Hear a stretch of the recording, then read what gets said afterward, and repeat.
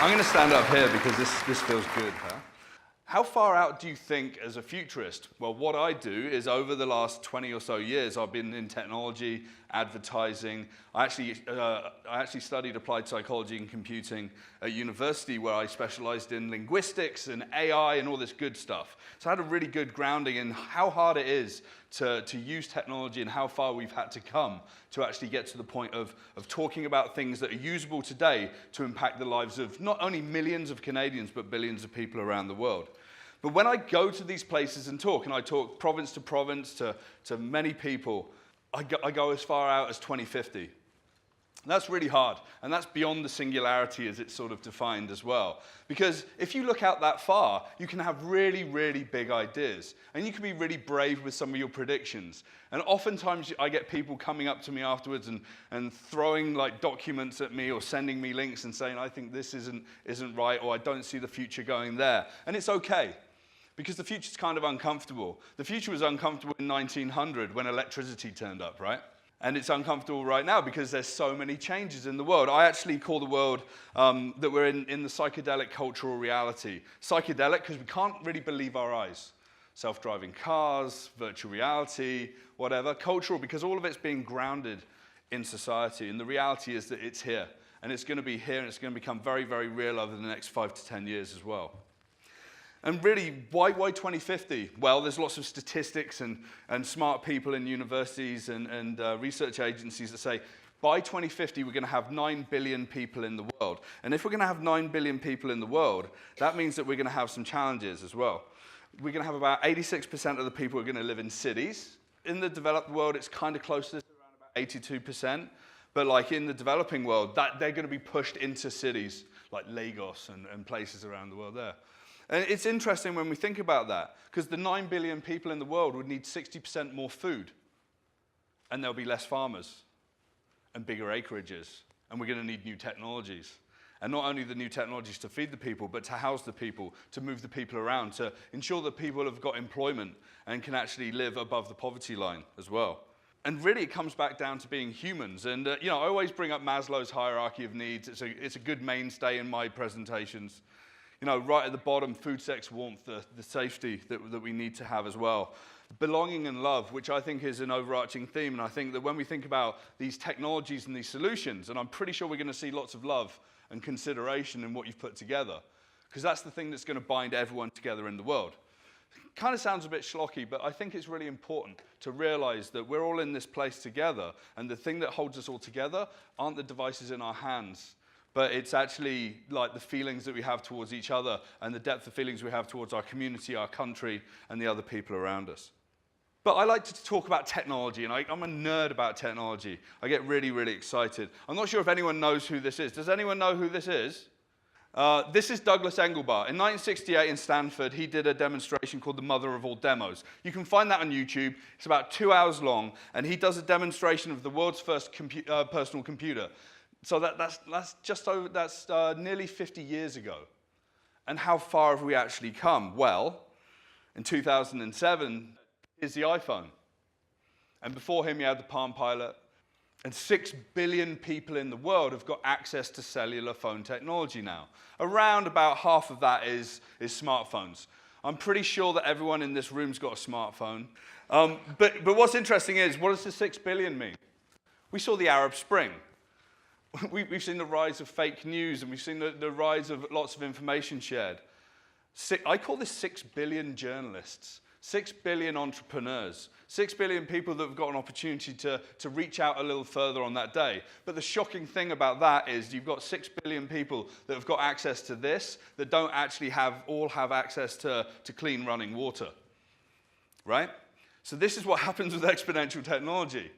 People focus and leapfrog other things that are kind of important. So we have to come back down to the basics as well and ensure that people get fed. But really, with this growth of machines and personal computers, there's going to be more mobile devices sold by 2020 than any other kind of device that's sold today. So no more laptops and screens like this. It's all going to be mobile, whether that's tablets or smartphones. But what's driving this growth? Well, it's data. And I talk a lot about energy, and I'm going to talk a little bit about energy today as well. I talk about how data is the new oil. As we actually see carbon fuels being moved aside, we see an opportunity, and the opportunity is for this exponential growth.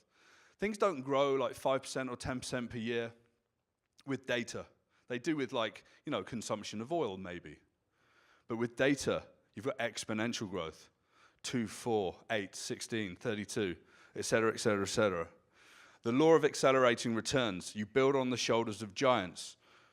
The iPhone was great in 2007 because all the people that came before it. The iPhone 8 is going to be great because all the people that develop smartphone technology today. And that's not just Samsung and the other providers, right? And this has led us to a point, and this is where I think that we can see the illustration of data as the new oil. If we go as far back as like 2001, you see like GE and Exxon and Citibank and Walmart, and then you've got the oil companies coming up to strength. But today, the most valuable companies in the world, or some of them, this is a North American view, Apple, Alphabet, who's Google's parent company, Microsoft, Amazon, and Facebook. Why? Because we are the product, and we give them our data, they broker our data, and they turn that into value. And some of that value comes back to us, and to the cities, and to society. Most of the value comes back to them, right? What's really good about these companies is that they are investing in communities, they are investing in exponential technologies, which, because of the law of accelerating returns, means that more exponential growth is coming, which is better for society as a whole. And this leads me to talk about a number of different areas of technology. Now, there's dozens of different areas. There's hundreds of different types of technology. I was chatting to some people around. It's like, oh, what about this? What about that? It's like, I talk about the Fantastic Five. And when I travel around Canada and North America and the world, talking to crowds, it's about what are the technologies that are here today that you can actually put together and make a fundamental change in the world. And so this is what I've chosen. There's a number of other people around the world that have got 8 or 10 or 20.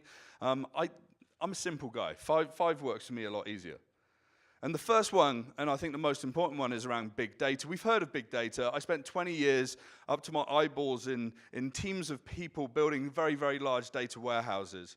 They actually say that within the next 3 to 5 years, the amount of data on the earth is going to grow tenfold. From 4.4 zettabytes, which is huge, 1 zettabyte is a million terabytes, to 44 zettabytes in just 3 or 4 years.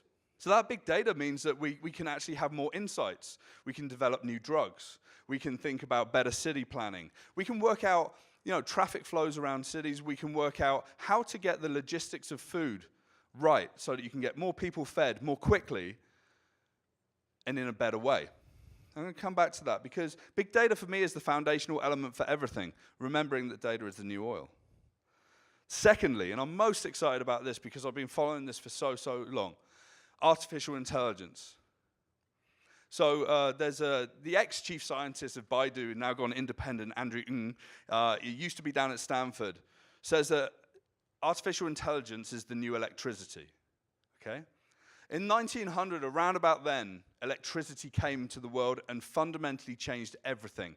Every single thing that we're doing in this room right now, including this microphone in my hand, is enabled by electricity. How can we live without that? Well, artificial intelligence is going to be that fundamental of a change to every single system that we see in the world, all the way down to being these things in our hands and our pockets, being able to run incredibly powerful artificial intelligence programs so that we can do a number of different things. I always quote a study from Ryerson, at the Brookfield Institute, that looked at humans and automation and how many jobs were at risk. And they looked over like 10 to 20 years. And the study that they did found about 42% of Canadian jobs today are at risk from automation.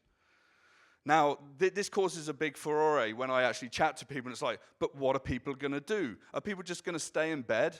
Well, when the spinning jenny came into factories in the late 1700s in the Industrial Revolution, the people that used to spin yarn then went on to design clothes. And some of those people that then went on from the machines that designed the clothes for them with computers then went on to build their own fashion labels. It's a progression, it's a change.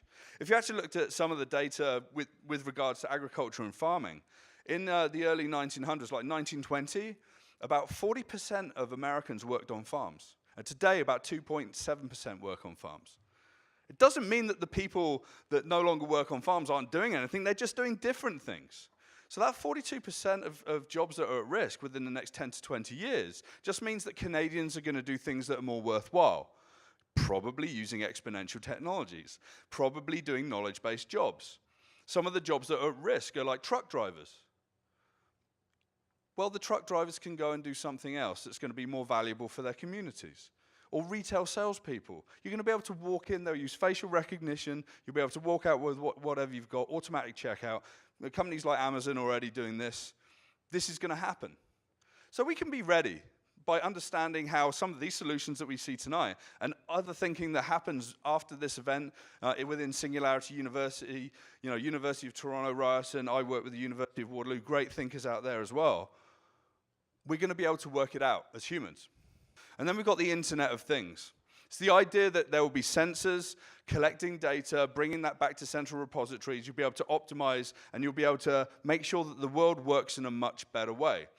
The Internet of Humans, the Internet of Cars, the Internet of Things within cities, bus stops and roads. All of these things can work better. We can reduce waste. We can know more about what's going on, and we can make life a lot better for everyone with these connected things. Within like 2 to 3 years, there's going to be 50 billion things in the world connected. And, it's a little scary as well.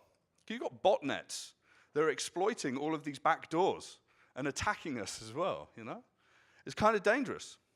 In fact, in October last year, someone opened a back door to a bunch of Internet of Things devices that didn't have their passwords changed, right? And they shut down like Netflix and the Washington Post and a number of other very, very large companies. And it sort of made us realize that we have to be very careful with all of these things that we're bringing together.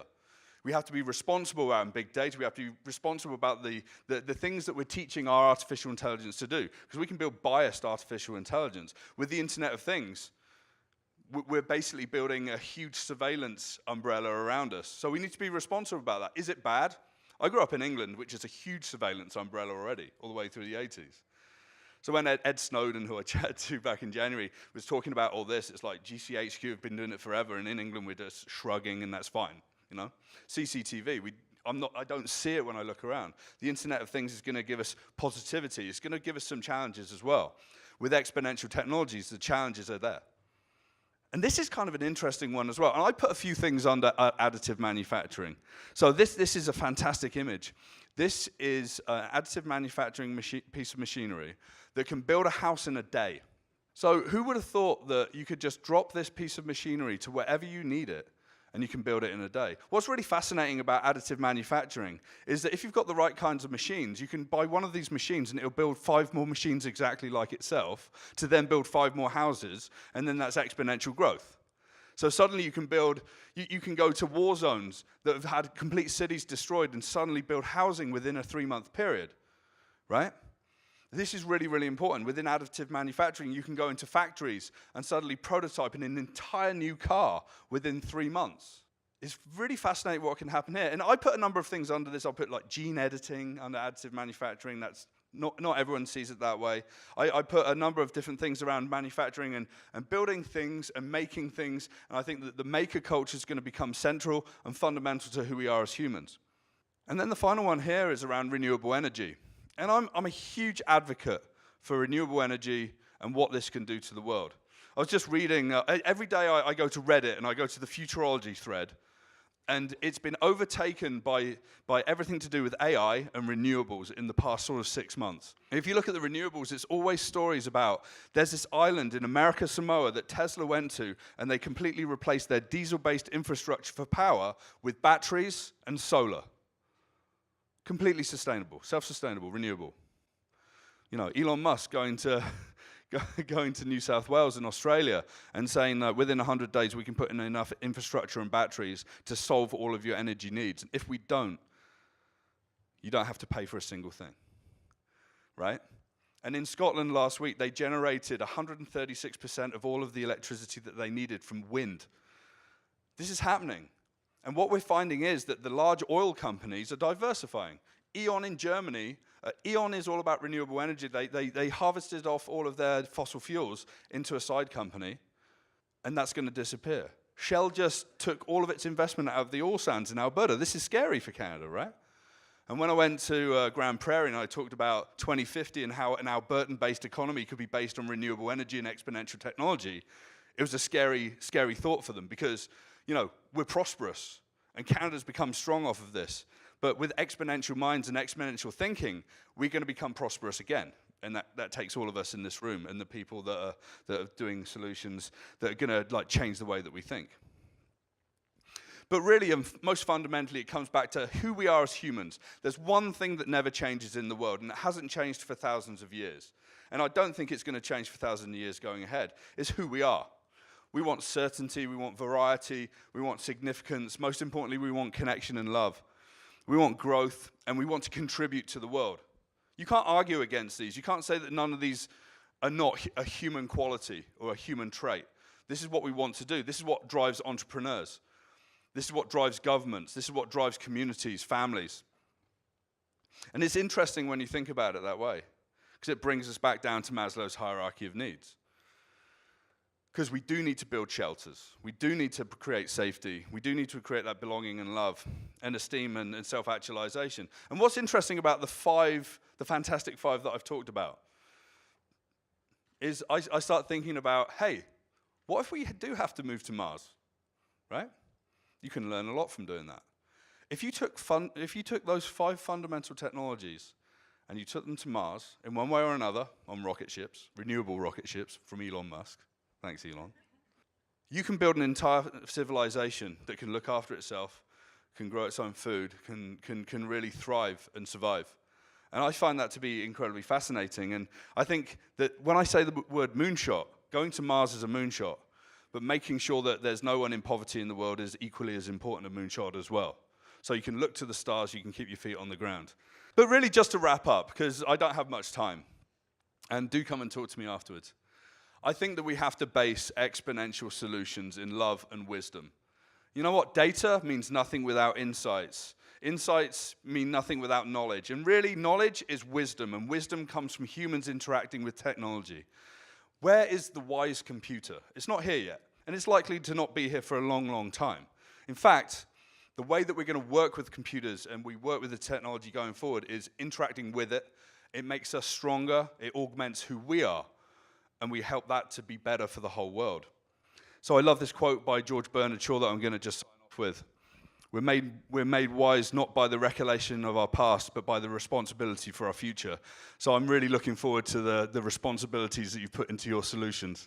I'm really excited to listen to more ideas here. I hope you have a fantastic evening. I'm excited. Thanks for listening.